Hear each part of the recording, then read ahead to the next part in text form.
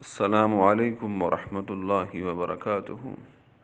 حضرت ابو ہریرہ رضی اللہ عنہ سے روایت ہے کہ رسول اللہ صلی اللہ علیہ وسلم نے فرمایا، 6 چیزوں کے ظہور سے پہلے نیک عمل کرنے میں سبقت کرو: سورج کے مغرب سے طلوع ہونے، دھویں، دجال، زمین کے چوپائے، خاص طور پر تم میں سے کسی ایک کو پیش آنے والے معاملے، بیماری، عاجز کر دینے والا بڑھاپا یا کوئی رکاوٹ، اور ہر کسی کو پیش آنے والا معاملہ، مثلا اجتماعی گمراہی، فتنے کے زمانے میں قتل عام، قیامت وغیرہ سے پہلے۔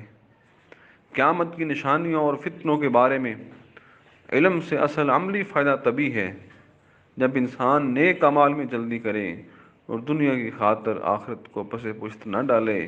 اللہ سبحانہ و تعالی ہمیں عمل کی توفیق عطا فرمائے، آمین آمین۔